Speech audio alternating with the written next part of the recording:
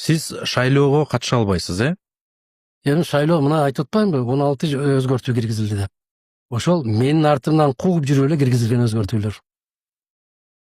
Уламдан улам өзгөртүү. 8 күндөн 18 күн деп эсептедикпи эң көп эмесин. Ошо 18 күндөн кийин кайра кокуймун унутуп калыптырбыз деп кайра киргизген ушул нерселер бар. Бирок конституциялык бир принцип бар. Мыйзам артка иштебейт. Мыйзам артка иштебейт. Менин 100% укугум бар. Бирок чечмелөө кимдин колунда? Чечмелөө кимдин колунда? Муну суу десең, бул суу эмес, бул айран деп чечим чыгарып аткан соттордобу? Муну суу десең, кокуй бул суу эмес экен, бул бензин деп чечим чыгарып аткан соттордобу? Кимде? Ошондуктан илимиңди дагы, билимиңди дагы коргулбашың керек. Коргулба. Муну да көрөбүз. Бул да канчага созулат? Барышсын. Биринчиден ушундай, экинчиден шайлоого Айбек мырза Кыргызстанда расмий түрдө байлыкка болгон ценз киргизилди. Көмүскө. Көзгө көрүнбөгөн. Бул кандай?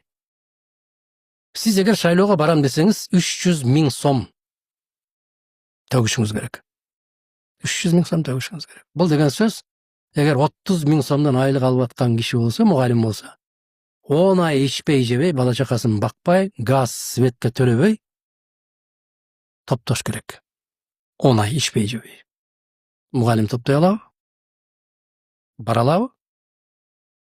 Дарыгер 25 000 сом, 30 000 сом айлык алып аткан дарыгер 10 ай бала чакасын оозун тигип, кийим кече жок, мектеп жок, тамак аш жок, жарыкка, сууга, таштандыга төлөй турган нерсе жок, эч нерсеге төлөбөстөн отуруш керек. Болгондо дагы аны кайтарымсыз кылып коюптур. Бул деген сөз, бизден башкаңар унчукпай отуругула. Бара албайсыңар. Бул деген мындайда бутуңду байлап койду дагы, жарышка барасыңбы деп атат да. Бутуң байлануу. Ашып барса аркан менен 15 метрге чейин чуркап барасың, а 100 метрге чуркап бара албайсың. Бүттү. Шайлоо дегенде эң биринчи кезекте акча боюнча сөз. Бул Болот экен мандатты сатып ал деген эле сөз. Анан жанагы үгүтчүлөрдүн дагы санын 1000ге чейин көтөрүп койгондук расмий түрдө. Ар бир үгүтчүгө расмий түрдө акча төлөнөт.